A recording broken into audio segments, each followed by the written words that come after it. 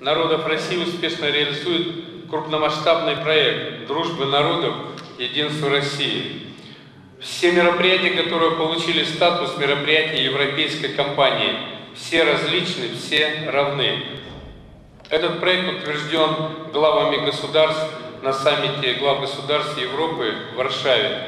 Руководителем проекта стала первый заместитель председателя Совета Ассамблеи народов России, доктор политических наук, депутат Госдумы двух созывов Светлана Смирнова. Вы многие встречались с ней на конференциях, на конгрессах и на мероприятиях. Она член парламента Европейского совета и ведет очень большую работу в области межнациональных отношений.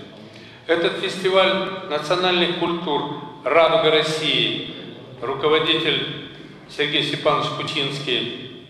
Впервые в истории нашего государства состоялась уникальная выставка, в которой приняли участие представители разных конфессий.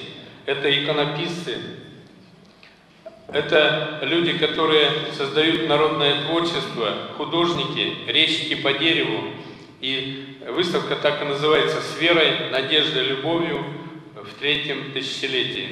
По всей России, от Калининграда до Владивостока, от Норильска до Грозного, прошел молодежный форум «Мы россияне», который сопровождался конкурсом, фестивалем «Мелодии единства», где молодежь представляла свое национальное искусство, выражая его в вокале.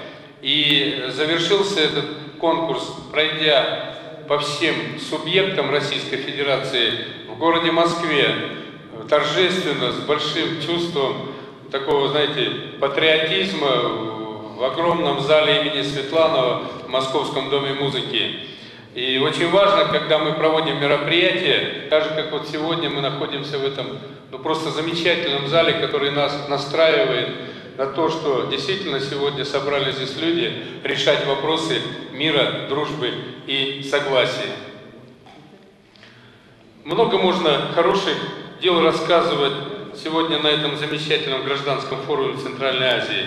Но я хотел заострить особое внимание на одной теме, которую я очень давно веду. Я являюсь вице-президентом Всероссийского комитета национальных неолимпийских видов спорта России. И для меня национальный спорт – это есть частица культуры нашего народа, который мы, порой, чего греха таить, иногда как-то забываем.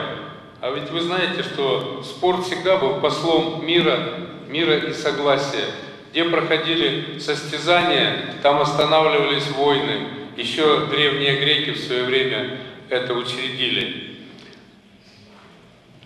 Еще в древние времена великие богатыри были гордостью своего народа, радовали и удивляли своей могучей силой, ловкостью и мудростью.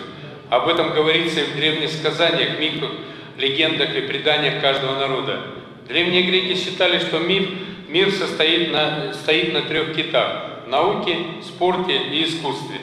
Все спортивные праздники, фестивали мы связываем с историей родной земли своего народа, с именами богатырей своего народа. Я призываю вас популяризировать национальные виды спорта, ведь это придает спортивным играм, чемпионатам, фестивалям, сабантуям национальный колорит.